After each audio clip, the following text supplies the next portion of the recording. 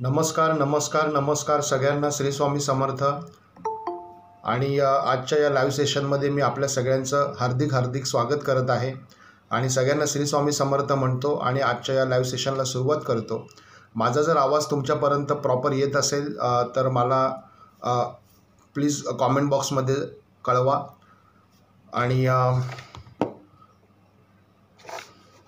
Hello, जसं की दर गुरुवारी आपण लाईव्ह सेशन संध्याकाळी 6 वाजता 6:06 आपण इथे लाईव्ह सेशन घेत असतो गुगल मीटच्या माध्यमातून. आपला एक आस्क वास्तुकार गुरु हे चॅनल आहे, जे यूट्यूब चॅनल आहे, एक आपलं फेसबुक पेज आहे वास्तुकार गुरु, आणि आपलं एक व्हॉट्सअप चॅनल आहे ज्यामध्ये व्हॉट्सअप ग्रुप आहे आपला, ज्यामध्ये आपण या सगळ्या जे आपले गुरुवारी लाईव्ह सेशनला येतात ते सगळ्यांचे कनेक्ट्स आपल्या एका ग्रुपमध्ये आहेत. आणि त्यासाठी या सगळ्यांसाठी आपण वास्तुशास्त्र, ज्योतिषशास्त्र, astrology, tarot card reading, past life counselling, numerology या संदर्भामध्ये आपण गेले 23 वर्षापासून प्रॅक्टिस करतो आहे आणि आत्तापर्यंत हजारो लोकांना याच्या माध्यमातून आपण रिझल्ट मिळवून दिलेला आहे. आणि 10,000पेक्षा सुद्धा जास्त आपले स्टुडंट आहेत जे ऑनलाईन ऑफलाईनच्या माध्यमातून हे सगळे विषय आपण डेडिकेटली शिकवतो सुद्धा. तर ह्या सगळ्या गोष्टी इथे अतिशय सुरळीतपणे आणि नियमबद्ध पद्धतींनी, नियोजनबद्ध पद्धतींनी, अतिशय शिस्तबद्ध पद्धतींनी आपण करत असतो. आणि यामध्ये गेली 23 वर्षाची प्रॅक्टिस माझी जी पण काही आहे त्याच्या मी एक्सपिरियन्स शेअरिंग प्लस काही स्पेसिफिक सब्जेक्ट घेऊन मी दर गुरुवारी संध्याकाळी 6:06 या ग्रुपमध्ये गुगल मीटची लिंक शेअर करत असतो. आणि यामध्ये आपण हा सगळा विषय समजून घेण्यासाठी इथे एकत्र येत असतो. तर यामध्ये आपल्याला वास्तुशास्त्र, ज्योतिषशास्त्र, astrology, tarot card reading, Shri Shiv Sarode motivational training program, Lo Shu grid squares, numerology, past life counselling हे सगळे सब्जेक्ट आपण इथे अतिशय डेडिकेटली हँडल करतो. तर आत्ता तुम्ही सगळे इथे खूप मोठ्या संख्येने माझ्या या लाईव्ह सेशनला आलात, त्याबद्दल मी आपल्या सगळ्यांचे धन्यवाद मानतो आणि आपल्या सगळ्यांना श्री स्वामी समर्थ म्हणतो आणि आजच्या या लाईव्ह सेशनला सुरुवात करतो. जसं की आजच्या या लाईव्ह सेशनला आपला सब्जेक्ट ऑलरेडी मी सांगितला होता. जेव्हा आपण या ग्रुपवरती जेव्हा कॅम्पेन लावतो आपण, तर त्या कॅम्पेन जेव्हा लावतो त्यावेळेला तिथे आपण सांगितलेलं होतं की आज आपण कुठल्या विषयावरती बोलणार आहोत ते. तर आज आपण स्पेसिफिक या विषयावरती बोलणार आहोत, जे म्हणजे आपल्या वास्तूमध्ये, आपल्या देवाऱ्यामध्ये is a 2 type of the concern for there. आपल्या वास्तूमध्ये आणि आपल्या देवाऱ्यामध्ये असे कुठल्या प्रकारचे 7 देव असायलाच पाहिजे, त्याच्याशिवाय आपण म्हणजे असं आपण करू शकत नाही किंवा ते करणं आपल्याला योग्य ठरणार नाही. तर सगळ्यात महत्त्वाचा पॉईंट यामध्ये मी तुम्हाला सांगतो. तर आजचा तुम्ही जर वही पेन घेतला असेल, मी सुद्धा वही पेन घेतलेला आहे इकडे, तर आपण लिहूया आता इथे की आजच्या या लाईव्ह सेशनमध्ये आपण काय घेणार आहोत. तर पहिले म्हणजे सगळ्यात महत्त्वाचा विषय तो म्हणजे आपल्या वास्तूमध्ये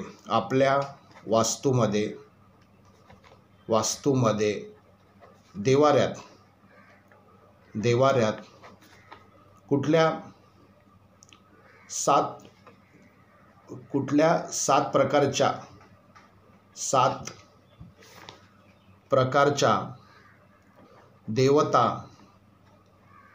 देवता असायलाच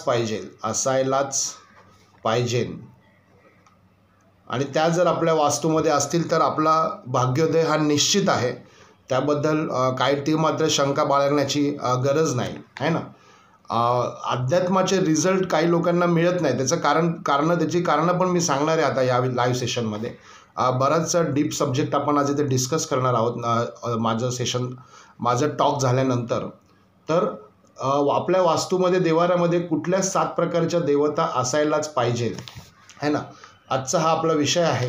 त्यामधला सगळ्यात पहिली लाईन माझी आहे, आपल्या वास्तूमध्ये कुलदेवता ही असायलाच पाहिजे. पहिली गोष्ट लिहून घ्या, तुम्ही सगळे लिहून घेत असाल तर कुलदेवता ही असायलाच पाहिजे. आता कुलदेवता असायला पाहिजे म्हणजे काय, तर कुलदेवतेचं प्रतीक फोटोच्या माध्यमातून असायला पाहिजे. पहिली गोष्ट, आपल्या वास्तूमध्ये कुलदेवतेचं प्रतीक फोटोच्या माध्यमातून असायला पाहिजे. दुसरं, आपल्या वास्तूमध्ये कुलदेवतेचं टाकसुद्धा असायला पाहिजे. म्हणजे इथे पहिल्याच पॉईंटमध्ये मी ऑब्लिक करतो आणि इथे टाकसुद्धा लिहितो. म्हणजे प्रतिकृती किती झाली, दुसरी झाली आपली, उपप्रतिकृती आपण म्हणू शकतो. तर टाकसुद्धा असायला पाहिजे. टाक कसा असतो तुम्हाला सगळ्यांना माहिती आहे, चांदीचा टाक असतो. चांदीचा टाक असतो हा पूर्ण, आणि बॅकग्राऊंड जी असते त्या टाकाची ती असते तांब्याची. तर अध्यात्मासाठी आपल्याला म्हणजे चांदी ही गुड कंडक्टर म्हणून मानली गेलेली आहे. म्हणजे आणि तांब हे सुद्धा गुड कंडक्टर म्हणून मानलं गेलेलं आहे. म्हणजे एखाद्याच्या मधनं ऊर्जा जर प्रवाहित करायची असेल, ह्या पॉईंट ए पासून पॉईंट बी पर्यंत, पॉईंट बी पासून पॉईंट सी पर्यंत जर आपल्याला ऊर्जा न्यायची असेल, तर ती ऊर्जा नेण्यासाठी सगळ्यात फास्ट जर कुठलं कंडक्टर असेल तर ती चांदी आहे. हे सायंटिफिकली ऑलरेडी प्रूव्ह झालेलं आहे. पण आता जसं की आपण नेहमी बघतो की वायर आपण जे वापरतो ते तांब्याच्या असतात. आता चांदीच्या वायर आपल्या गव्हर्नमेंटला किंवा पर्सनल लेवलला किंवा व्यावहारिक दृष्टिकोनातून ते परवडणार नाही सगळ्यांना, म्हणून इथे सगळ्यात तांब्याच्या किंवा हँडलियमच्या तारा वापरल्या जातात. पण चांदी ही ॲक्च्युली गुड कंडक्टर आहे. तुम्ही जर गुगल चेक करून बघितलं किंवा इतर ठिकाणी जरी माहिती घेण्याचा प्रयत्न केला तर तुमच्या लक्षात येईल की चांदी ही ऑलवेज गुड कंडक्टर म्हणून काम करते. म्हणजे एनर्जी जी आहे ती एनर्जी इकडची तिकडे ट्रान्सफॉर्म करण्याचं काम सगळ्यात फास्ट जर कुठल्या एलिमेंटमधनं होत असेल तर ती चांदी आहे. आणि त्याच्यानं खालोखाल जो दुसरा कंडक्टर आहे तो आहे तांब.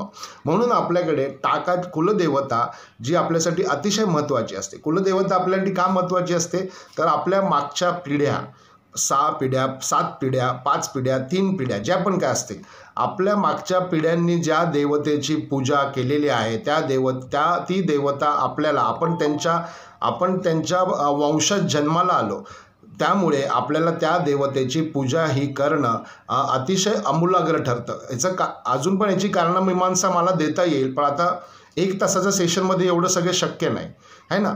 तर महत्त्वाचा पॉईंट याच्यामध्ये असा आहे की कुलदेवता जर मिसिंग असेल तर आपल्याला आपल्या जीवनामध्ये घडणाऱ्या पुढच्या घटना असतात किंवा घडणारा जो घटनाक्रम असतो त्या क्रमामध्ये बदल हा नक्की होऊ शकतो. सकारात्मक किंवा नकारात्मक is a both kind of the way. कारण ह्यामध्ये आपल्याला जर आपली कुलदेवता प्रॉपर आपल्या वास्तूमध्ये असेल तर आपल्याला सकारात्मकता, आपल्याला पॉवर ती जाणवते. बरं, आता काही ठिकाणी म्हणजे पुढे चालून हा सगळा विषय होणारच आहे, मला माहिती आहे. आता मी थोडं सिक्वेन्सली बोलतो आहे सध्या, ठीक आहे. तर हा सगळ्यात महत्त्वाचा पहिला पॉईंट आहे. कुलदेवतामध्ये कुलदेवी आली. पहिले तर काय आली, कुलदेवी आली. तर कुलदेवी ही आपल्या वास्तूमध्ये असायला पाहिजे. दुसरा पॉईंट याच्यामध्ये देवी झाली, म्हणजे कुलदेवता आणि कुलदेवी आहे ना. तर कुलदेवी आणि देवता, मग आता प्रत्येक वेळेला कुलदेवता it is a kind of the male god आणि कुलदेवी it is a kind of female god, बरोबर की नाही. तर ते आपण समजून घ्यायला पाहिजे. पुरुष शक्ती, आपल्या मागे असलेली एक पुरुष शक्ती आणि आपल्या मागे असलेली एक स्त्री शक्ती, ह्या दोघांचेही पीठ आपल्याला माहिती असायला पाहिजे. आणि नसेल तर ते शोधायला पाहिजे. त्याच्यासाठी कुलदेवता स्वप्नात आणण्याचा विधी आपल्याला माहिती आहे. तो कोणाला हवा असेल तर मी डेफिनेटली देऊ शकेन, आहे ना. तर म्हणून आपल्याला इकडे कुलदेवता कुलदेवी ही असायला पाहिजे. कुलदेवता आणि कुलदेवी. आता इथे होतं काय, कुलदेवता माहिती नसते. काही लोकांचे फोटो नसतात. तर बरेच लोकांचे मला फोन येतात की सर कुलदेवता आमच्याकडे आहे पण ते फोटो नाही आहे, फोटो स्वरूपात नाही आहे. मग मी काय म्हणतो, तुम्हाला ती कुलदेवतेचं ठिकाण माहिती आहे का, त्या ठिकाणी तुम्ही जा आणि तिथे फोटो काढा आणि तो फोटो काढून त्याची फ्रेम बनवा आणि ती फ्रेम तुम्ही तुमच्या कुलदेवतेचा फोटो फ्रेम बनवून तो तुम्ही तुमच्या देवाऱ्यामध्ये ठेवा. आता ह्या सगळ्या गोष्टी आधी पण काही 1-2 व्हिडिओमध्ये झाल्या होत्या, जिथे आपला आध्यात्मिक माहिती आणि जिथे आपल्याला देवारा हा जो विषय येतो, ज्या वेळेला देवारा हा विषय जेव्हा येतो त्या वेळेला हा विषय आपला इथे ॲब्सोल्युटली आपण नेहमी अतिशय कॉन्फिडंटली आणि अतिशय सिस्टमॅटिकली, अतिशय स्पेसिफिकली सांगण्याचा प्रयत्न याच्या माध्यमातून करत असतो. तर सगळ्यात महत्त्वाचा पॉईंट काय याच्यामध्ये, तर कुलदेवतेचं स्थान माहिती नसेल तर आपण कुलदेवता स्वप्नात आणण्याचा विधी आपल्याकडे आहे. आम्हाला आमच्या गुरूंच्या माध्यमातून बऱ्याचशा काही विद्या इथे पूर्वी आम्हाला शिकायला मिळाल्या. त्या सर्व विद्यांचा वापर आम्ही या पुढच्या आमच्या कालखंडामध्ये म्हणजे शैक्षणिक क्षेत्रामध्ये जसं आम्हाला मिळालं तसं आता आम्ही त्याच्या प्रॅक्टिकल क्षेत्रामध्ये, करिअरमध्ये, कारकिर्दमध्ये त्याचा अतिशय सर्रासपणे वापर करतो. कारण गुरूंचा अतिशय जबरदस्त असा आशीर्वाद आपल्या पाठीमागे आहे आणि त्यामुळे आपण ते शक्य करू शकतो. त्यामुळे मी माझ्या गुरूंना पहिले हात जोडून वंदन करतो, ज्यांनी मला घडवलं. माझं वास्तुशास्त्र, माझ्यातलं वास्तुशास्त्र, माझ्यातलं अध्यात्म, माझ्यातलं ज्योतिषशास्त्र, माझ्या गुरूंना घडवायला खूप कष्ट पडले. कारण आज मी जसा आहे तसा मी तेव्हा नव्हतो. तेव्हा मी अतिशय साधा माणूस होतो आणि अतिशय मस्तीखोर मुलगा होतो. पण या मस्तीखोर मुलाला सुद्धा मार्गाला लावलं, त्या गुरूंचे खूप आभार आहेत. आणि आज पण मी मस्तीखोर आहे, पण आता मी मस्ती फक्त माझ्या व्यवसायातच करतो, बाकी ठिकाणी कुठे करत नाही, आहे ना. तर यामध्ये मला एकच म्हणायचं आहे की कुलदेवता आणि कुलदेवी जर नसेल तर त्या स्थानाचं आपल्याला फोटो काढून आणायला पाहिजे आणि तो आपण आपल्या देवाऱ्यामध्ये ठेवायला पाहिजे. हा झाला पॉईंट नंबर 1 और 2. त्याच्यामध्ये पॉईंट नंबर 3. आता पॉईंट नंबर 3मध्ये काय, आता प्रत्येक ह्याची संरक्षण देवता असते. प्रत्येक ह्याची संरक्षण देवता असते कुळाची, है ना. त्याला आपण विरोबा म्हणतो, भैरोबा म्हणतो, वेतोबा म्हणतो, गुरोबा म्हणतो, बारोबा म्हणतो, वारोबा म्हणतो. प्रत्येकाचं स्थान परिवर्तन जसं वेगवेगळं होतं तसं ते गोष्टी वेगळ्या होतात. पण तो संरक्षण देवता म्हणजे हे 3 टाक झाले.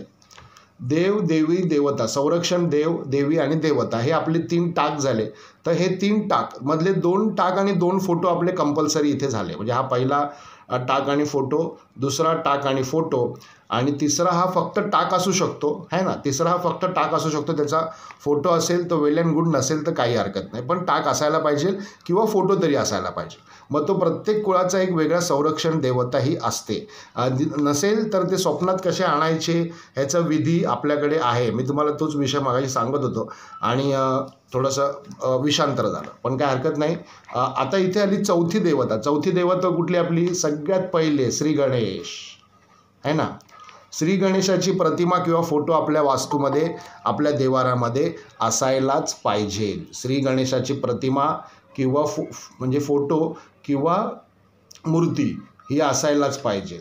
4 झाले. 5 मध्ये तुमची महादेवाची पिंड ही असायलाच पाहिजे. तुमच्या ह्याच्यामध्ये महादेवाची पिंड ही असायला पाहिजे. पण आता महादेवाची पिंडीला ऑप्शन का तुम्हाला सांगतो. बरेच ठिकाणी असं असतं की एखाद्या कुळामध्ये महादेवाच्या पिंडीचं लेणं नसतं म्हणजे काय, तर पूर्वजांनी जो देव भजला त्यांच्या देवाऱ्यामध्ये, म्हणजे आपल्या पूर्वजांनी 4 पिढ्यांनी, 5 पिढ्यांनी, 7 पिढ्यांनी जो देव आपल्या देवाऱ्यामध्ये भजला आणि तो भजत असताना कुठला तरी नकारात्मक घटनाक्रम झाला, कुठला तरी नकारात्मक गोष्ट घडली किंवा कुठलं तरी नकारात्मक त्या सिच्युएशनला त्यांना संघर्ष करावा लागला. मग तो आरोग्याशी रिलेटेड असेल, मग तो ॲक्सिडेंट असेल किंवा कोणी आरोग्याच्या बाबतीमध्ये कोणी माणूस दगावला असेल किंवा एखादी अजून काही दुसरी तिसरी घटना असेल, तर त्याला काय म्हणतात, त्याला आमच्या भाषेमध्ये असं म्हणतात, शास्त्रीय शुद्ध भाषेमध्ये आमच्या ह्याच्यात म्हणतात लेणं नसणे.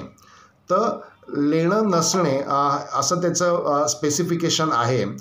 तर आता बरेच ठिकाणी मी जातो कन्सल्टेशनसाठी आणि बरेच ठिकाणी मी बघतो, तर काही ठिकाणी असं म्हटलं जातं की एखादी भाजी असते त्याचं लेणं नसतं. म्हणजे उदाहरणार्थ आता बरेच ठिकाणी असं आहे, घोसाळाचं लेणं नसतं बरेच ठिकाणी. उदाहरणार्थ घोसाळाचं लेणं नसणे म्हणजे आपल्या जर खाण्यामध्ये, आपल्या जर खाद्यपदार्थामध्ये घोसाळं आलं किंवा घोसाळा नावाचा एक भाजी आहे, त्या भाजीचा पदार्थ आहे, तो जर आला तर मग त्यांना नागोबा दृष्टांत देतो, स्वप्नामध्ये देतो किंवा ॲक्च्युअलमध्ये पण देतो. आता शहरी भागामध्ये पुण्या, मुंबई, नाशिकसारख्या ठिकाणी आता एकदम असा नागोबा येऊन दर्शन देणं शक्य नसतं नागोबाला, तर तो तुम्हाला स्वप्नामध्ये येऊन दर्शन देतो, है ना. This is a concern to your past life of the consolation. तर ह्यामध्ये आपल्याला ती गोष्ट प्रकर्षाने बघायला मिळते. मग असंच जसं काही ठिकाणी आपल्याला नाग आणि नागिनसुद्धा देवाऱ्यामध्ये ठेवावे लागतात. म्हणजे महादेवाची पिंड, नाग आणि नागिण, है ना. नाग आणि नागिण म्हणजे चांदीचे नाग नागिण किंवा तांब्याचे नाग नागिण हे दोन्ही असू शकतात. तर मी इथे ऑप्शन ऑफ द चांदीचे नाग नागिण आणि तांब्याचे नाग नागिण. पण ह्याच्यासाठी तुम्हाला त्याचं लेणं पाहिजे. मी तेच सांगतो विषय तुम्हाला, विषय नीट समजून घ्या. ह्याचा तुम्हाला लेणं पाहिजे. लेणं पाहिजे म्हणजे काय, की आपल्या 7 पिढ्यांमध्ये ह्या गोष्टी केल्यानंतर कुठल्याही प्रकारचा नकारात्मक घटनाक्रम घडलेला नाही पाहिजे, म्हणजे त्याचं लेणं असणे. आणि लेणं नसणे म्हणजे काय, तर लेणं नसणे म्हणजे आपल्या पूर्वजांनी जर आपल्याला सांगितलं असेल की शिंपला देवाऱ्यामध्ये ठेवायचं नाही, किंवा आपल्या वास्तूमध्ये शिंपला आणायचं नाही, किंवा खेकडा आणायचा नाही, किंवा असं प्रत्येकाचं एक वेगळं वेगळं काहीतरी असतं. म्हणजे एखाद्या कुटुंबामध्ये मी बघितलं आहे की शिंग आणायचं नाही. आपल्या वास्तूमध्ये कुठल्याही जनावराचं शिंग नाही आलं पाहिजे, कारण ते आपल्या देवतेला चालत नाही. म्हणजे ह्या ज्या गोष्टी असतात ना, ह्या गोष्टी अतिशय महत्त्वाच्या असतात, ज्या आपल्या पूर्वजांनी आपल्या पुढच्या पिढीला दिलेल्या असतात.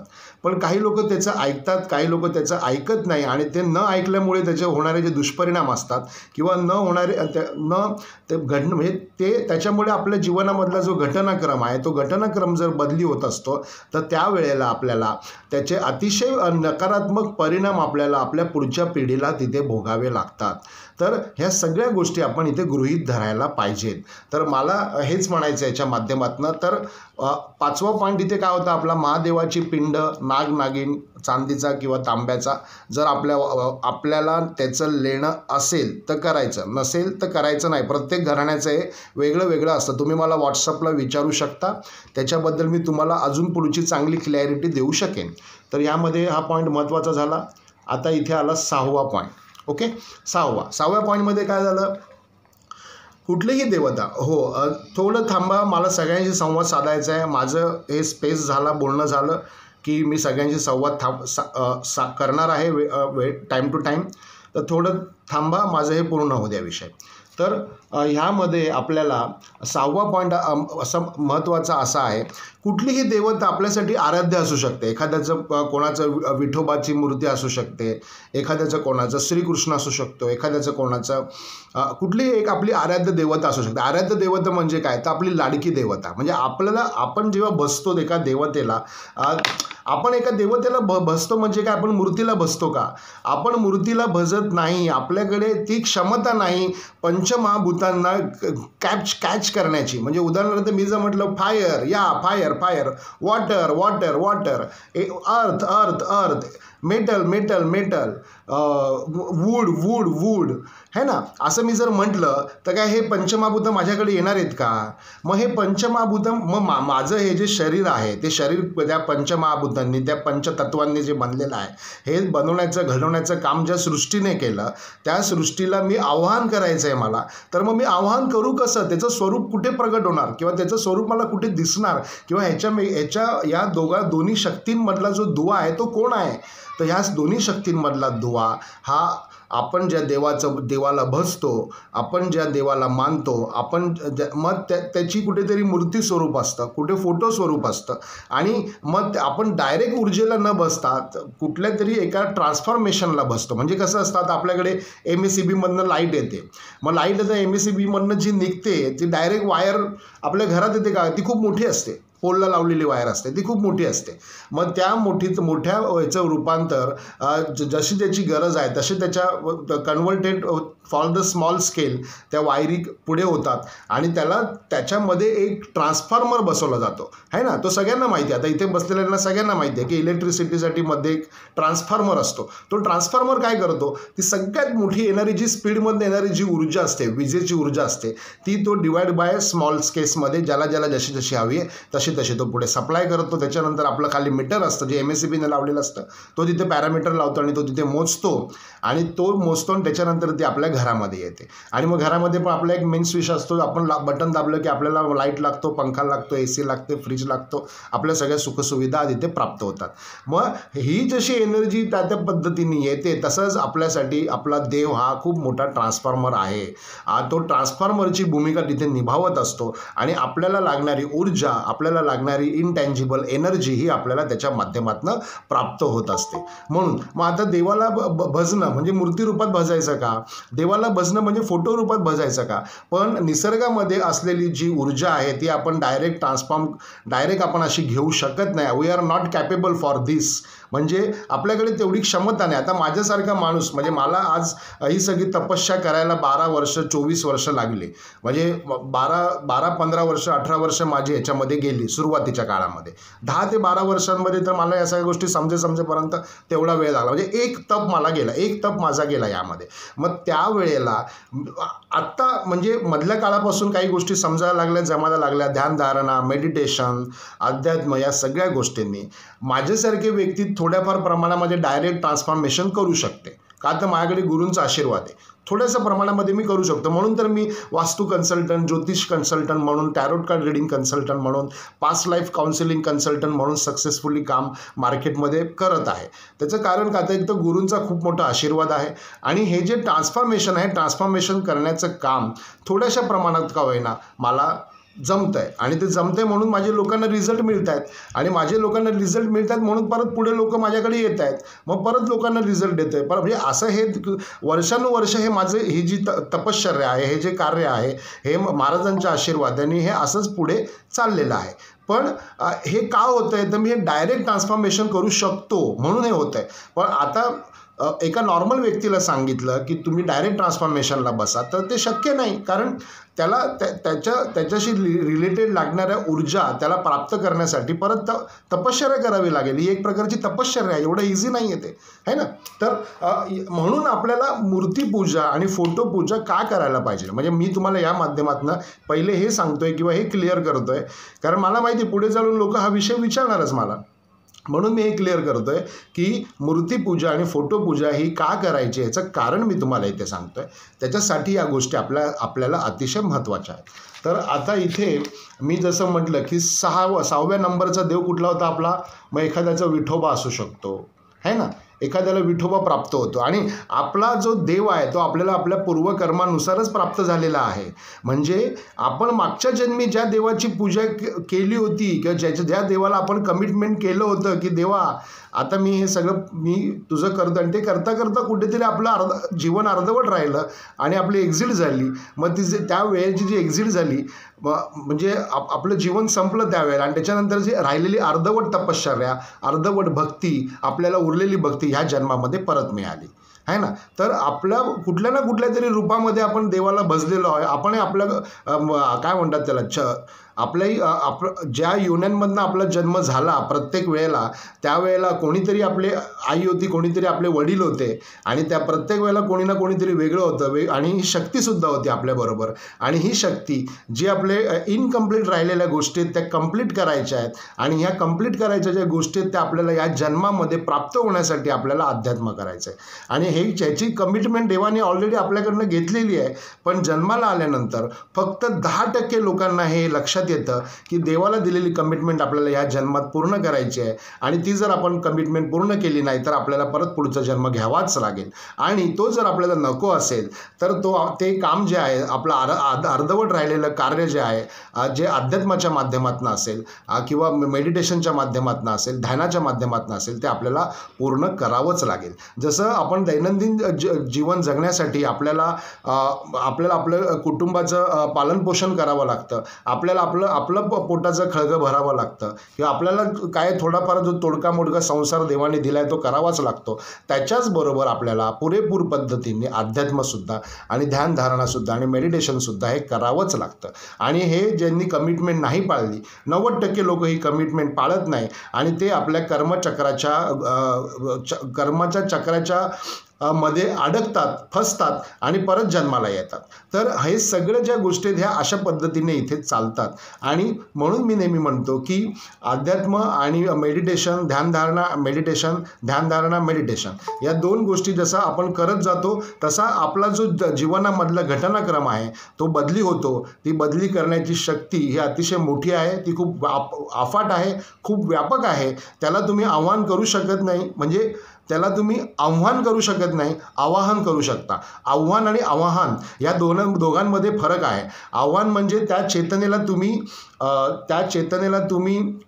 चॅलेंज करणं, तर तुम्ही चॅलेंज करू शकत नाही, पण त्या चेतनेला तुम्ही आवाहन करू शकता, त्या चेतनेला तुम्ही रिक्वेस्ट करू शकता की देवा मी माझ्या पद्धतीने मला जसं जमेल तसं आपल्या दिनचर्येमध्ये किमान 10 मिनटं तरी अध्यात्म हे करायला पाहिजे, किमान 10 मिनटं तरी नामस्मरणे करायला पाहिजे आणि किमान 10 मिनटं तरी आपल्याला मेडिटेशन ध्यानधारणा हे करायला पाहिजे.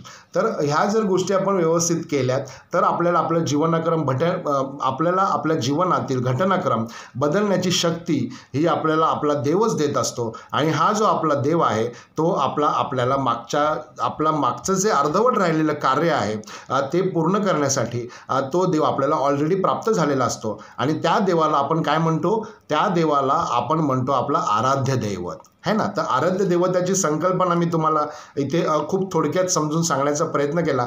तसं तर मी या विषयावरती तासभर बोलू शकेन, पण आता खरंच तेवढा वेळ नाही आहे. पण it's sorry to say concern to that subject there, मला माफ करा.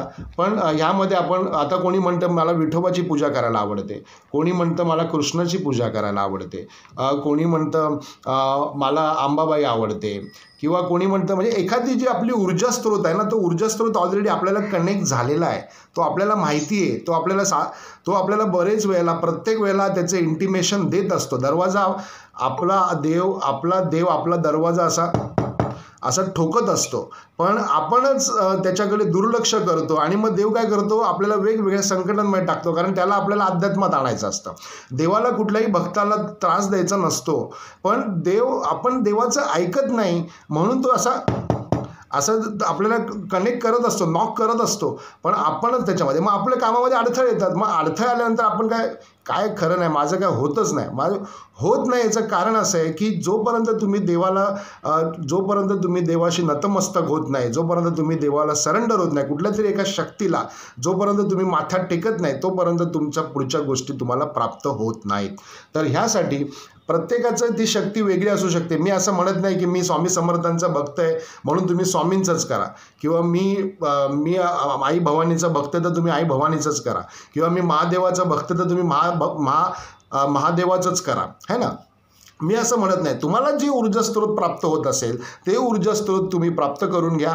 आणि ते जर ऊर्जा स्रोत तुम्हाला माहिती नसेल, आयडेंटिफाय होत नसेल, तर ते कसं आयडेंटिफाय करायचं ह्याची प्रोसेससुद्धा आम्हाला आमच्या गुरूंच्या आशीर्वादाने मिळालेली आहे. आत्तापर्यंत ती प्रोसेस मी हजारो ठिकाणी वापरली आणि तसे रिझल्ट्स, तसे फीडबॅक त्या लोकांना मिळालेले आहेत. तर हे झाला 6वा देव आपल्याला या सगळ्याचा रिकॅप पण घ्यायचा आहे. एक शॉर्ट रिकॅप आपल्याला घ्यायचा आहे, कारण बरीच लोक नंतर आली आहेत. तर हा झाला 6वा. आणि 7वा देव अतिशय महत्त्वाचा आहे ना. 7वा देव, आता ह्याच्यामध्ये 6वा देवमध्ये आपण विठोबा, कृष्ण, अंबाबाई आणि हनुमान है ना, हनुमान आपण म्हणू शकतो याच्यामध्ये, है ना. तर हनुमानाचं काय विषय आणि काय रोल आहे मी थोडंसं इथे एक शॉर्ट टाईममध्ये क्लिअर करतो. आपल्या वास्तूमध्ये, आपल्या देवाऱ्यामध्ये एक परमनंट अशी संरक्षण करणारी देवता ही असायलाच पाहिजे. काय होतं, ज्या वेळेला आपल्यावरती संकट येतात, अडचणी येतात, प्रॉब्लेम्स येतात, त्यावेळेला आपल्याला देवांनासुद्धा त्रास होत असतो. आणि त्या त्रासाचा, तुमच्या त्रासाचा आणि देवाचा त्रासाचं निवारण हे कोण करतं, ते म्हणजे फक्त आणि फक्त संरक्षण करणारी देवता करते. मग आता संरक्षण करणारी देवता ही कोण आहे, तर ती हनुमान आहे, मारुती आहे. आणि हनुमान मारुतीची प्रतिकृती, फोटो हा डेफिनेटली आपल्या वास्तूमध्ये असायलाच पाहिजे. म्हणजे एक आराध्य दैवत आणि एक हनुमान, एक ऑब्लिकमध्ये, कारण 7व्या नंबरचा देव अजून राहिला आहे आपला, है ना. तर हे मी ऑब्लिकमध्ये लिहितो, हे दोन्ही गोष्टी तिथे असायलाच पाहिजे. आणि 7व्या नंबरचा देव अतिशय महत्त्वाचा देव आणि माझा अतिशय प्रेमळ देव तो म्हणजे आहे गुरु, है ना. तर गुरु, आता गुरुचा विषय काय इकडे, तर गुरुमध्ये तुम्ही स्वामी समर्थ घ्या, साईबाबा घ्या, गजानन महाराज घ्या, कोणी घ्या. आता माझ्या आधीच्या पिढीने म्हणजे माझी आई, आजी हे सर्व आमचे गजानन महाराजांचे भक्त होते. म्हणजे आता मी गजानन महाराजांचं भक्त नाही का, असं नाही, गुरु हे गुरुच आहेत.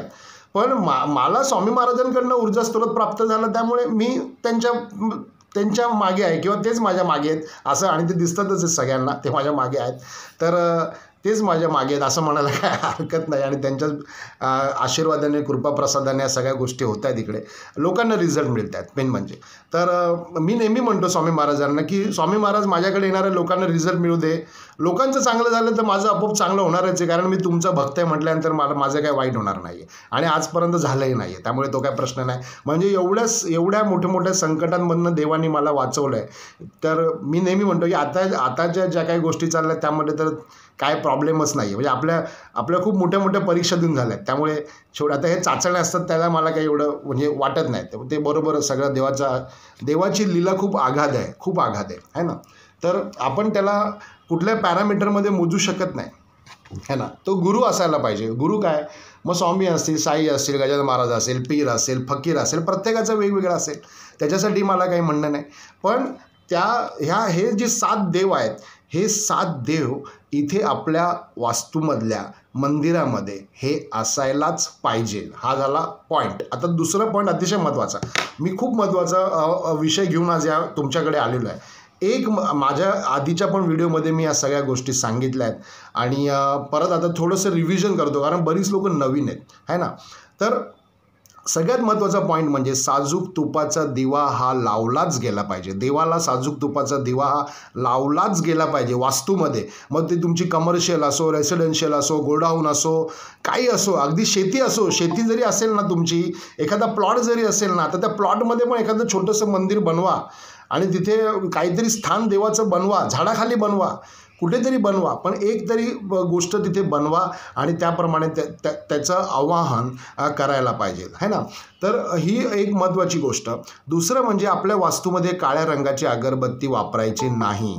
काळ्या रंगाची अगरबत्ती अजिबात वापरायची नाही. फक्त आणि फक्त मसाला अगरबत्ती वापरा, कारण काळ्या रंगाची अगरबत्ती वापरताना केरोसिनचा वापर अतिशय मोठ्या प्रमाणावरती होतो, जो मसाला अगरबत्ती बनवताना होत नाही. आणि तो आपला ओराज, आपले चक्राज ला डिस्टर्ब करत नाही. जिथे आपले ओरा आणि आपले चक्र म्हणजे काय झालं, आपण टायर आणि ट्यूब आहे आणि हवा भरणारं कॉम्प्रेसर आहे. आणि कॉम्प्रेसर म्हणजे काय, देवर आहे आपला. आपल्याला शक्ती आहे. म्हणजे आता आकाशामध्ये जी हवा उडते ती आपण घेतो का, अशी द्या मला आता एनर्जी द्या, अशी एनर्जी येणार आहे का. त्याच्यासाठी तुम्हाला देवाला भजावंच लागेल. जसं आपण गाडी 4 व्हीलर घेऊन फिरतो आणि आपल्या टायरमध्ये हवा टाकायची असते. मग टायरमध्ये हवा आपण आता आकाशात हवा आहे अशी म्हटलं जाणार का ती अशी टायरमध्ये हवा, एवढी आकाशामध्ये हवा आहे, जा टायरमध्ये, असं होतं का. नाही. त्याला आपल्याला प्रॉपर आपल्याला त्याला कॉम्प्रेसरवाल्याकडे घेऊन जायला लागतं. त्याला 20 रुपये द्यायला लागतात. तो त्याचं नोझल लावतो आणि मग तो टायरमध्ये हवा भरतो. तर तसंच अध्यात्माचं पण आहे. तर आपल्याला जी ऊर्जा प्राप्त करायची आहे ती ऊर्जा आपल्याला अध्यात्मातूनच प्राप्त होते. तुम्ही इथे आकाश, पंचमहाभूत आणि अजून काही इतर सगळं करत बसाल तर ते तसं होत नाही. त्याला खूप मोठी तपश्चर्या लागते आणि ती तपश्चर्या करण्यासाठी लागणारा वेळ, लागणारी ऊर्जा आणि लागणारं आपलं व्यावहारिक जीवन, आपलं व्यावसायिक जीवन आणि आपलं कौटुंबिक जीवन, ह्या सगळ्यामधला किमान म्हणजे 70 ते 80% गोष्टींचा त्याग करावा लागतो. आणि तो त्याग म्हणजे माझ्याकडे एक मेडिटेशनचा प्रकार आहे, मी तुम्हाला आज सांगतो. ज्या मेडिटेशनचं नाव आहे nothing doing meditation. Nothing doing meditation म्हणजे काय, तर कुठल्याही प्रकारचं काही गोष्टी करायच्या नाहीत, त्याला बोलतात नथिंग डुईंग मेडिटेशन आहे ना. आता तो जाऊ द्या, तो खूप मोठा डिबेट होईल त्याच्यावरती इकडे. तर आपला आत्ताचा सेशनचा पार्ट तो नाही आहे, पण एक कल्पना दिली मी तुम्हाला या गोष्टीची. तर मला यामध्ये म्हणायचं आहे 2-3 पॉईंट फार महत्त्वाचे. साजूक तुपाचा दिवा हा लावला गेलाच पाहिजे. मसाला अगरबत्ती ही वास्तूमध्ये वापरायलाच पाहिजे. आणि तिसरा सगळ्यात महत्त्वाचा पॉईंट आहे तो म्हणजे तेलाचा दिवा आणि साजूक तुपाचा दिवा अजिबात एकत्र नका लावू. माझी हात जोडून सगळ्यांना विनंती आहे, साजूक तुपाचा दिवा आणि तेलाचा दिवा हा अजिबात एकत्र लावू नका. कारण जिथे शनी आणि गुरु दोन्ही एकाच वेळेला तुम्ही इम्प्लिमेंट करता आणि त्याच्यामुळे लोकांना असं म्हणतं आम्ही खूप पूजा करतो, आम्ही सगळं करतो, पण जर तुमचं कॉम्बिनेशन चुकत असेल ना तर त्याचे रिझल्ट तुम्हाला तसे मिळणार नाहीत. मी इथे शुअर शॉट सांगतो, गॅरंटेड सांगतो आहे ना. कारण मी का सांगतो तर माझं हजारो लोकांबरोबर प्रॅक्टिस झालेली आहे. आज 23 वर्ष झाली मला या इंडस्ट्रीमध्ये मी काम करतोय आहे ना. तर या महत्त्वाचा पॉईंट हा. आणि आता त्याच्या पुढचा शेवटचा पण महत्त्वाचा पॉईंट म्हणजे ह्याच्या रिलेटेड आधी भरपूर व्हिडिओ मी दिलेले आहेत आपल्या यूट्यूब आस्क वास्तुकार गुरु या यूट्यूबवरती तुम्ही जाऊन बघू शकता. पण तरीसुद्धा मी परत एकदा सांगतो, ते म्हणजे आपल्या वास्तूमध्ये देवारा हा फक्त पूर्वेपासून उत्तरेपर्यंत आणि उत्तरेपासून पूर्वेपर्यंतच्याच भिंतीवरती असायला पाहिजे. मग भिंतीवरती देवारा लटकवायचा नाही आहे, ठेवायचा आहे. बरेच लोक हनुमानाचा फोटो लटकवला, स्वामी समर्थांचा फोटो खेळायला लटकव. कृपया करून कुठल्याही देवतेचा फोटो लटकवू नका. माझी हात जोडून विनंती आहे, ठेवा. त्याला स्टँड बनवा प्रॉपर आणि ठेवा, है ना. तर हे सगळे महत्त्वाचे पॉईंट आपण आजच्या या लाईव्ह सेशनमध्ये बघितले. परत रिपीट करत नाही, कारण वेळेच्या अभावी ऑलरेडी माझ्या घड्याळामध्ये 6:41 झालेली आहेत. आता फक्त एक रिकॅप घेतो आजच्या सेशनचा, आणि तो रिकॅप असा आहे की आजचं सेशनमध्ये मी सकाळी डिक्लेअर केलं होतं की आज आपण संध्याकाळी कुठल्या विषयावरती बोलणार आहोत. पुढच्या वेळेला आपण कुठल्या विषयावरती बोलणार आहे पण मी आत्ताच सांगणार आहे ना. तर सकाळी आपण कुठल्या विषयावरती बोलणार ठरवलं होतं. आपल्या वास्तूतील देवाऱ्यामध्ये 7 प्रकारच्या देवता हा असायलाच पाहिजे. या 7 प्रकारच्या देवता पुढीलप्रमाणे रिकॅप. कुलदेवता ही असायलाच पाहिजे. कुलदेवतेचं एक प्रतिमा आणि एक टाक असायला पाहिजे. टाक हा चांदीमध्ये आणि त्याचं बॅकग्राऊंड हे नेहमी तांब्यामध्ये म्हणजे कॉपरमध्ये असतं, कारण ते it is a good conductor. आता हे खूप वेळी मी सांगितलं आहे, परत सांगत नाही. दुसरं कुलदेवता, कुलदेवी आणि संरक्षण करणारी देवता म्हणजे विरोबा, भैरोबा, खंडोबा देव झाला. आता विरोबा, आता वेगळे नावं आहेत त्याच्यामध्ये, ती सगळी नावं मी त्याच्यामध्ये सांगितली आहेत, मगाशी सांगितली आहेत. तर तुम्ही यूट्यूबला हा व्हिडिओ आपला लोड येईल तर परत तुम्हाला ऐकायला मिळेल, फेसबुकला पण लोड येईल, परत ऐकायला मिळेल. नंतर किती झाले? 3 झाले. कुलदेवता, कुलदेवी, संरक्षण करणारी देवता. प्रत्येक घराण्याची वेगवेगळी असते. जर ती आपल्याला प्राप्त झाली नसेल तर आपण ती स्वप्नामध्ये आपण आणू शकतो. त्याचा विधी मला माहिती आहे, तुम्ही मला व्हॉट्सअपला पर्सनली विचारू शकता, तो मी सांगेन. पुढचा पॉईंट 4, श्री गणेश प्रतिमा आणि मूर्ती फोटो असायला पाहिजे. 5वा नंबर, महादेवाची पिंड असायला पाहिजे, नागनागिन असायला पाहिजे. नागनागिन चांदीचे किंवा तांब्याचे असायला पाहिजे. पुन्हा आपल्या घराण्यामध्ये जर एखाद्या देवतेचं लेणं नसेल तर ते तुम्ही म्हणजे थोडं तुमच्या पूर्वजांकडून किंवा तुमच्या इतर लोकांकडनं त्याचं जाणून घ्या आणि तरच ते ठेवा, अप्लाय करा. कारण बरेच ठिकाणी महादेवाची पिंड ठेवण्याचं लेणं नसतं, तर त्याचं थोडं बघून घ्या काय ते.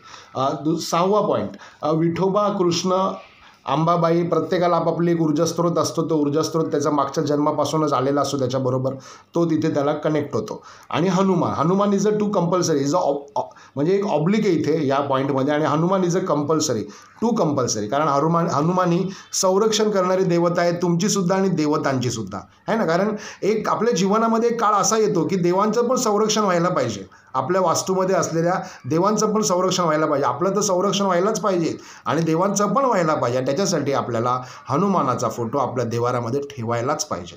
तर हा पॉईंट. आणि 7वा पॉईंट आपला गुरु म्हणजे काय, तर आपले स्वामी महाराज असतील, साईबाबा असतील, गजानन महाराज असतील, कोणी पीर असेल, फकीर असेल, प्रत्येकाची एक आपली ऊर्जा शक्ती वेगळी आहे, त्याला ती प्राप्त व्हायला पाहिजे. आणि त्याला प्राप्त होण्यासाठी सिम्बॉलिझममध्ये तुम्हाला तुमच्या देवाऱ्यामध्ये या सगळ्या गोष्टी ठेवायला पाहिजेत. देवारा लटकवून ठेवू नका, पहिला पॉईंट. दुसरा पॉईंट, उत्तरेपासून पूर्वेपर्यंतचा जो वास्तूचा तुमचा प्रिमायसेस आहे त्या प्रिमायसेसमध्ये देवारा हा असायला पाहिजे. परत दिशा चेंज करू नका. हा कन्फर्म आणि फायनल दिशा हीच आहे त्याची. आणि बाकीची सविस्तर माहिती तुम्हाला मी मगाशी दिली, त्याचा परत रिकॅप करत नाही. या 7 पॉईंटचा मी रिकॅप केला, जो अतिशय महत्त्वाचा होता माझ्यासाठी आणि तुमच्यासाठी सुद्धा आणि देवासाठी सुद्धा. कारण ह्या सगळ्या देवांची हेळसांड होते ही थांबायला पाहिजे कुठेतरी, मला एवढंच म्हणायचं आहे. आणि देवांची जर हेळसांड झाली तर आपोआप ऑब्वियसली आपली तर होते, आहे ना. चला, नाव it's going to the session for the moving forward. जसं की आता आपण कन्क्लुजनकडे येऊया, क्वेश्चन आन्सरिंगकडे येऊया. जर कोणाला याविषयी प्रश्न उत्तरं माझ्याबरोबर करायचे असतील तर ऑलवेज वेलकम. श्री स्वामी समर्थ. बोला.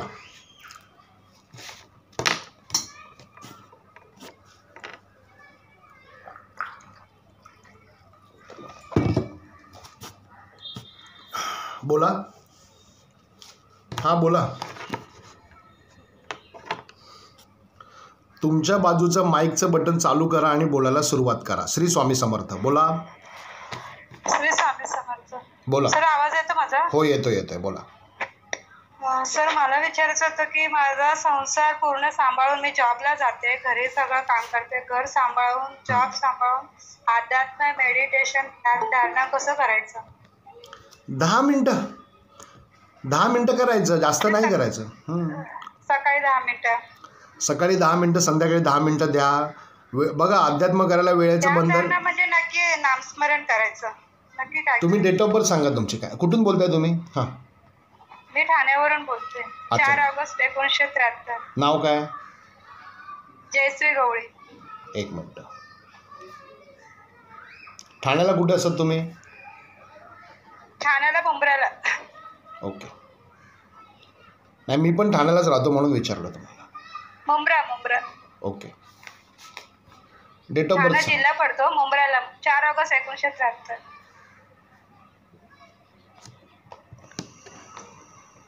1973. तिन्ही पण करायचे का? ध्यान, धारणा, मेडिटेशन आणि काय एकच काहीतरी? मला म्हणजे कन्फ्युज होते की नक्की काय करायचं. कधी असं वाटते कुठल्या देवाचं नाव घ्यायचं, या देवाचं घ्यायचं, परत वाटते ना ते देव त्याच्यापेक्षा श्रेष्ठ त्या देवाचं. एक मिनिट थांब. हॅलो, एक मिनिट थांबा जरा, एक मिनिट थांबा. मी कॅल्क्युलेशन करतोय.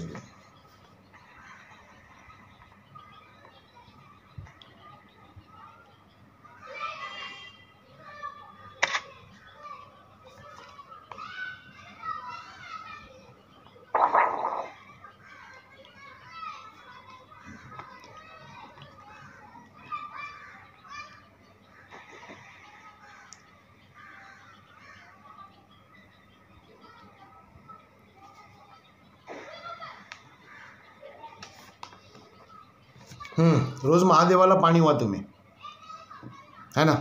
रोज म्हणजे एखाद दिवस जर थांबलं तर चालेल का? कारण कधी कधी वेळ नाही भेटत सकाळी. हे बघा, तुमच्या ऐका तुमच्या अडचणी एखाद दिवस चुकलं तर चालेल ना? ऐका, चालणार नाही. अध्यात्म हे रोज जेवायला लागतं की नाही? तुमच्या 24 तासाच्या दिनचर्येमध्ये आपण सगळ्या गोष्टी करतो, इतर सगळ्या गोष्टी करतो. एंटरटेनमेंट करतो, काम करतो, पैसा कमवण्यासाठी धावतो, कुटुंब करतो, फॅमिली करतो, व्यवहार सांभाळतो, सगळं करतो. मग तुम्हाला मधल्या तुमचे महिलांचे 5 दिवस सोडून इतर दिवशी महादेवाला पाणी व्हायचं आहे आणि ते तुम्ही रोज करा. कुठल्याही प्रकारचं खंड पडू देऊ नका. खंड पडला तर देवाबरोबर कन्फिस्ट करा की मी असं अडचणीमुळे येऊ शकले नाही, त्याबद्दल मला सॉरी बोला तुम्ही देवाला आणि परत दुसऱ्या दिवसापासून चालू करा. पण मंदिर बदली झालं तरी चालेल, वेळ बदली झाली तरी चालेल, पण महादेवाला पाणी व्हायलाच पाहिजे. हे तुम्ही करून बघा. 2 ते 3 आठवड्यामध्ये काय फरक पडतो मला सांगा. मग पुढचा मार्ग मी तुम्हाला दाखवतो काय ते. ठीक आहे? Okay. Shri Swami Samarth. Okay, done. आता बोला. हॅलो. हां, तर बोला. हॅलो, कोणी हँड रेज केला आहे? बोला. हां, बोला. कोणी? मला ना म्हणजे 22 तारखेला रामनवमी त्या दिवशी ना बरोबर म्हणजे मी सांगितल्याप्रमाणे मी महादेवाचे दिवस सांगून असतात. घरी गेल्यावर मी तुम्हाला झोपत नाही आणि लगेच नाग वगैरे स्वप्नात आलेला आणि हाताची नाक वगैरे दिली होती आणि तो पण माझ्या देवाला भक्तीला असं मला दिसलं. त्या स्वप्नाचं काय सांगते? ऐका ना, तुम्ही प्रवासामध्ये आहे का? मला काहीच ऐकू येत नाही तुम्ही काय बोलताय ते. हॅलो. हां हां, बोला. बोला काय म्हणताय? आवाज वाढवा थोडा. हां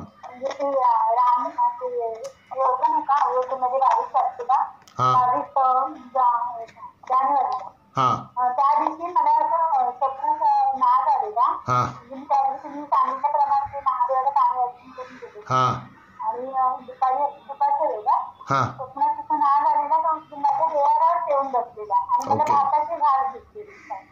ओके. याचा अर्थ असा आहे की तुम्हाला तुमच्या देवाऱ्यामध्ये नाग ठेवायला पाहिजे. चांदीचं नागाची जोडी किंवा कॉपरच्या नागाची जोडी ठेवायला पाहिजे, असा त्याचा अर्थ होतो, आहे ना? तो त्याचं सिग्निफिकंट दाखवतोय तुम्हाला. तुमच्या वास्तूमध्ये आहे का तसं?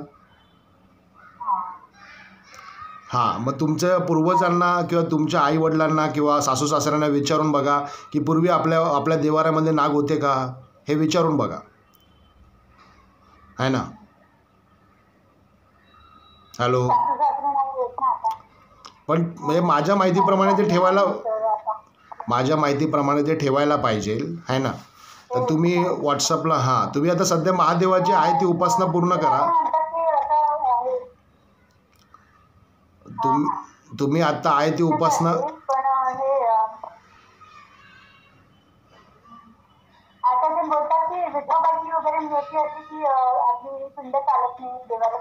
कोण म्हणतं असं? कोण म्हणतं? कोण आहे? असं काही नाही आहे, असं काही नाही, असं काही नाही हो ऑफकोर्स, मग काहीच प्रॉब्लेम नाही आहे. मग आता माझा विठोबा माझा आजोळ आहे. आजोळ म्हणजे माझं आजीचं माहेर आहे विठोबा म्हणून. त्यामुळे आम्ही आमच्याकडे विठोबा पण ठेवतो आणि महादेव पण ठेवतो, काही प्रॉब्लेम नाही. असं काही नाही आहे. कोणी सांगितलं तुम्हाला? मग तेच म्हणतो ना, हे कसं असतं माहिती आहे का, तुमचं पूर्वजांपासून आलेल्या या गोष्टी असतात, त्यामुळे त्या थोड्या तिकडून पण माहिती तुम्हाला ती प्रॉपर मिळाली पाहिजे. आता आमच्या वेळेला आम्हाला त्या प्रॉपर इन्फॉर्मेशन मिळाली आहे ना. असे आम्हाला इस्टेट प्रॉपर्टी आणि बाकी काही मिळालं नाही, पण आध्यात्मिक वारसा मिळाला आणि त्याच आध्यात्मिक वारसाला धरून आम्ही पुढे चाललो आहे आता. असं चालेल, काय हरकत नाही. बोला काय म्हणताय? श्री स्वामी समर्थ.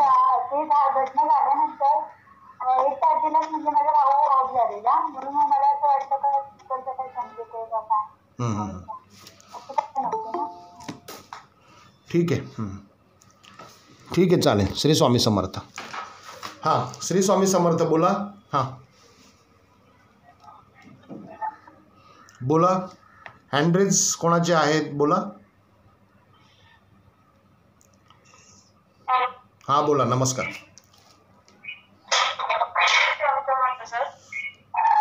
काय? श्री स्वामी समर्थ. बोला. हो येतोय आवाज येतोय. बोला. सर हे मी ना म्हणजे आता मागच्या गुरुवारी म्हणजे रोज माझं सकाळी उठते मी आणि स्वामींना म्हणजे असं म्हणतात ना रोजचा निवद दाखवायलाच पाहिजे. मी स्वामींचं करते. मी रोज स्वामींना कोरा आणि दूध ठेवायचे सकाळचा 6चा टाइम असायचा माझा.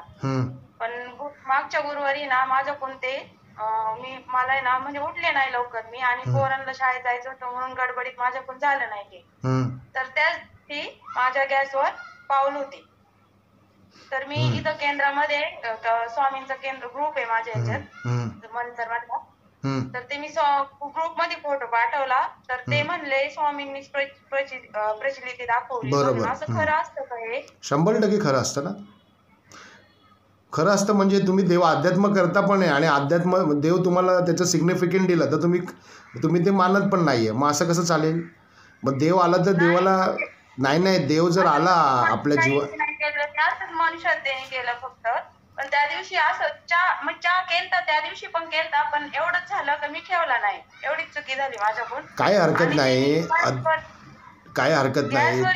सेम टू सेम पाऊल होती. काय हरकत नाही. त्यांनी तुम्हाला त्यांचा दृष्टांत दिला आहे तर त्यांना फक्त तुम्ही कन्फ्युज करा की देवा असं झालं. जे माझ्याबरोबर बोलतात तेच तुम्ही त्यांच्या तसबिरीसर फोटोसमोर बोला आणि त्यांची माफी मागा. That's it. काही प्रॉब्लेम नाही. हे बघा देव खूप दयाळू आहे. माणसं तर मी तुम्हाला व्हॉट्सअपला पाठवू का? माझ्याकडे फोटो पण आहे. मी फोटो पण काढलेले. चालेल ना, पाठवा ना मला व्हॉट्सअपला. काही प्रॉब्लेम नाही आहे ना. स्वामींच्या केंद्रात जे स्वामींचे सेवेकरी ना त्यांना पण पाठवले होते मी ते फोटो. बरोबर. ते बोलले काही नाही चांगले म्हटले ते. चांगलं आहे ना. हो चालेल. श्री स्वामी समर्थ. बोला. हॅलो. नमस्कार. बोला. हॅलो. बोला. नमस्कार. बोला. नमस्कार. स्वामी समर्थ सर. श्री स्वामी समर्थ. बोला. Hello sir. तुम्ही आता बोलताना म्हणाले की देवाऱ्यामध्ये फक्त तुपाचा किंवा जेलाचा दिवा लावायचा. दोनातून एकच की ते वेगवेगळं कसं काय? वेळ वेगळी ठेवायची. वेळ वेगळी ठेवायची. आपण तेलाचा दिवा लावतो आणि समयी म्हणजे आरती करायला तुपाचा लावतो ना. वेळ वेगळी ठेवायची, वेळ वेगळी ठेवायची.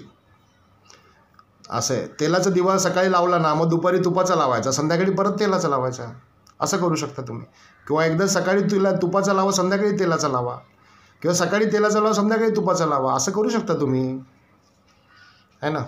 नाही, असं मला असं नाही म्हणायचं आहे की म्हणजे आपण फुलवात म्हणजे आरती करायसाठी आपण तुपाची फुलवात करतो ना, तर फुलवात वेगळी आणि दिवा वेगळा हे तर असतेच. काय होतं, आपण जेव्हा एखादा आध्यात्मिक कार्यक्रम करतो तेव्हा ते खूप मोठ्या प्रमाणावरती तिथे वातावरण निर्मिती असते, त्यावेळेला दोन्ही दिवे लावले तर चालतात. आपल्या वास्तूमध्ये, आपल्या घरामध्ये तेवढी टेरिटरी त्याला मॅच होत नाही. त्यामुळे ॲट ए टाईम दोन्ही ऊर्जांचं स्रोत तिथे एका छोट्या कॉम्पॅक्ट जागेमध्ये करणं योग्य नाही. ह्याला काहीतरी शास्त्रीय आधार आहे म्हणून मी ते सांगतो आहे. माझा विषय तुम्ही नीट लक्षात घ्या काय ते असं. तर तुम्ही असं करू शकता, तुम्ही ते तुपाचा दिवा हॉलमध्ये लावू शकता, तेलाचा दिवा देवाऱ्यात लावू शकता, है ना. हॉलमध्ये तुमचा एखादा कुठला देव असतोच आपला, असंही करू शकता. आपण आरती करतो ते कसं, अहो आरती करून झाल्यावर ते तिकडे नेऊन ठेवायचे ना हॉलमध्ये, काय फरक पडत आहे देवाजवळ. तसं करू शकता. असं आहे ते. दोन्ही ॲट ए टाईम एकाच ठिकाणी नाही जळाले पाहिजेत, थोडक्यात मला ते म्हणायचं आहे त्याच्यामध्ये. असं आहे. त्याचे रिझल्ट्स वेगळे येतात म्हणून मला म्हणायचं. अजून तुम्हाला काही हे वाटलं तर मला व्हॉट्सअपला विचारा, मी सांगेल तुम्हाला, आहे ना. कुठून बोलताय तुम्ही? अच्छा, ठीक आहे. श्री स्वामी समर्थ. बोला. अजून कोणी हँड रेज केला आहे तर बोला. ऑलरेडी माझ्याकडे 6:57 झालेले आहेत. आता खूप कमी वेळासाठी आपण इथे आहोत. बोला. हॅलो, नमस्कार सर. हां नमस्कार, बोला. मला एक प्रश्न होता की माझं जन्म जुळत नाही. कोण बोलतोय? निलेश जोशी बोलतोय. अरे निलेश जोशी साहेब, तुम्ही आहे कुठे भाई? हो आहेत, नाही तर काय म्हणताय, बरं आहे ना? काय बरं आहे बघा, हे असं चाललंय आपलं, आता काय करणार. नाही, ग्रेट ग्रेट ग्रेट वर्क चाललंय आणि खूप चांगली सेवा होते, खूप चांगली सेवा होते. स्वामी महाराजांनी कामाला लावलंय मला, दुसरं काय. नाही तेच ना. तर डेट ऑफ बर्थ सांगा तुमची. 25/9/1986.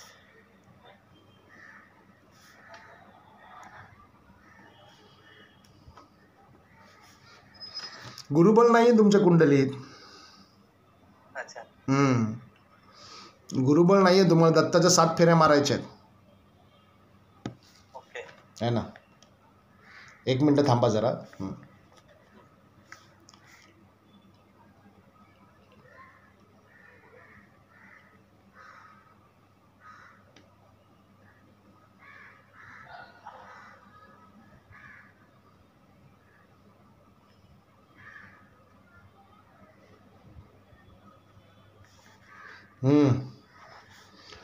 भयंकर त्रास आहे तुम्हाला जोशी साहेब, भयंकर त्रास आहे. जॉब वगैरे व्यवस्थित चालू आहे का? हो चालू आहे. जॉब मध्ये पण आहे थोडा त्रास. सगळं अडचणीच आहेत, बऱ्याच अडचणी तिथे. रोज महादेवाला पाणी वाहणे आणि रोज दत्त महाराजांना 7 प्रदक्षिणा मारणे, या 2 उपाय तुम्ही करा. बाकीचे उपाय तुम्हाला व्हॉट्सअपवर सांगतो, ते करा. म्हणजे मग तुमच्या काही गोष्टी जुळून येतील. नाहीतर असं जर तुम्ही वेळ घालवणार ना तर काही खरं नाही आहे. गुरुबळ नाही आहे कुंडलीत. किती मुली बघितल्या आत्तापर्यंत? आतापर्यंत तर मला वाटतं 10-15च्या वरती झाल्या असतील, भरपूर पोरी बघून झाल्या असतील. मग आता काहीतरी करायला लागेल. येऊन भेटा तुम्ही, मग सांगतो तुम्हाला काय करायचं ते.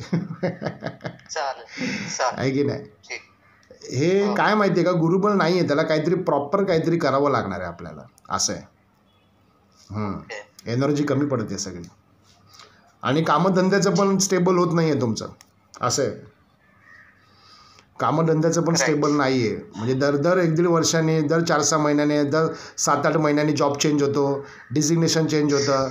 कधी काय चॅलेंज येतं, कधी काय चॅलेंज येतं, प्रमोशन होत नाही. इन्क्रिमेंट मिळत नाही, मग सगळ्या गोष्टी अशा होतात तुमच्या. मग असं आहे ना, त्यामुळे भयंकर अडचणी आहेत त्याच्यामध्ये. असं आहे. ठीक आहे, भेटून बोलूया आपण. तुम्ही या एकदा निवांत, आपण भेटून बोलू, है ना. चालेल, ओके. श्री स्वामी समर्थ. श्री स्वामी समर्थ. हां, श्री स्वामी समर्थ. बोला. सर, हनुमानाची मूर्ती आहे ना माझ्या दरवाजा बाहेर आहे, घरात लावायला पाहिजे, देवारात पण ठेवायला पाहिजे ना. ते आता तुमचं वास्तूचं डिरेक्शन काय त्याच्यावरती अवलंबून आहे ना मॅडम. तसं नाही सांगता ते बघितल्याशिवाय नाही सांगता येणार मला. असं आहे, काही गोष्टी मला बघूनच कन्सल्ट करायला लागतात. मी रेंजवर घेतले ना, त्याच्यामुळे ते कसं मालकीने आमच्या घराच्या बाहेर लावायचा वरती तिनेच लावली. असं नाही सांगता येणार कारण नाही, तसं नाही सांगता येणार मला. Extremely sorry to say there. पण काय असतं ते प्रॉपर डिरेक्शन डायमेन्शन्स बघूनच त्या गोष्टी करायला लागतात. असं आहे ना. बघूया ना, आपण काहीतरी करूया प्लॅनिंग त्याच्यामध्ये, आहे ना. सांगतो मी तुम्हाला कसं करायचं ते, आहे ना. हां, चालेल, ओके. हां, श्री स्वामी समर्थ. बोला. हँडरेज कोणी कोणी केलेत? हॅलो, हँडरेज कोणी कोणी केले आहेत?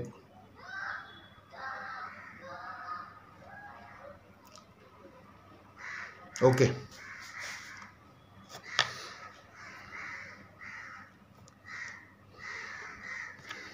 हां, जसं की आपण इथे दर गुरुवारी संध्याकाळी 6:06 हे लाईव्ह सेशन इथे घेत असतो, ज्यामध्ये आपण vastushastra, astrology, tarot card reading, Shri Shiv सौरदय, मोटिवेशनल ट्रेनिंग, स्पिरिच्युअल गुरु, नंतर Lo Shu grid squares, numerology, past life counselling, spiritual guide, या सगळ्यामध्ये आपण गेली 23 वर्षाला प्रॅक्टिस करतो आहे. आणि या सगळ्याच्या माध्यमातून आपण हजारो लोकांना आत्तापर्यंत सकारात्मक रिझल्ट दिलेला आहे. आणि आपल्याकडे हा सगळा विषय डेडिकेटली काही विद्यार्थी पण शिकवला आहे. आपण आत्तापर्यंत हजारो स्टुडंट आपण बनवले आहेत ऑनलाईन ऑफलाईनच्या माध्यमातून. तर अजून जर कोणाला काही प्रश्न इथे विचारायचा असेल तर विचारू शकता. मी खूप कमी वेळेसाठी इथे आहे. ऑलरेडी माझ्या घड्याळात 7:04 झालेले आहेत. जर कोणाला काही प्रश्न विचारायचे असतील तर डेफिनेटली विचारू शकता, है ना.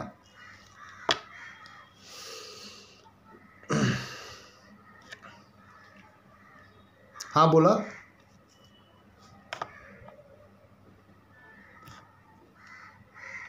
हॅलो. हां, तर आपला एक व्हॉट्सअप ग्रुप आहे आस्क वास्तुकार गुरु नावाचा, आणि आपलं एक यूट्यूब चॅनल आहे आस्क वास्तुकार गुरु नावाचं, आणि आपलं एक फेसबुक पेज आहे वास्तुकार गुरु नावाचं. तर ह्या तिघांनाही कोलॅबरेट करून आपण हे दर गुरुवारी संध्याकाळी 6 वाजता लाईव्ह सेशन आपण इथे घेत असतो. आणि हे लाईव्ह सेशन संध्याकाळी 6:06 आपण सुरुवात करतो. आणि याच्या माध्यमातून आपण या सगळ्या गोष्टी आपण इथे स्प्रेड करतो. तर ह्यामध्ये आज आपण बघितलं की आपल्या वास्तूमध्ये असे कुठले 7 प्रकारच्या देवता असायला पाहिजेत, यावरती आज मी इत्थंभूत माहिती देण्याचा प्रयत्न इथे केला. आणि असंच आपण पुढच्या गुरुवारी पण बघणार आहोत कशा पद्धतीने आपलं लाईव्ह सेशन होतं आहे ते. तर तुम्ही सगळे खूप मोठ्या संख्येने आज या लाईव्ह सेशनला आलात, त्याबद्दल आपल्या सगळ्यांचे खूप खूप आभार. आणि असंच आपण भेटूया पुढच्या गुरुवारी संध्याकाळी 6:06. तोपर्यंत आपल्या सगळ्यांना श्री स्वामी समर्थ. श्री स्वामी समर्थ. श्री स्वामी समर्थ.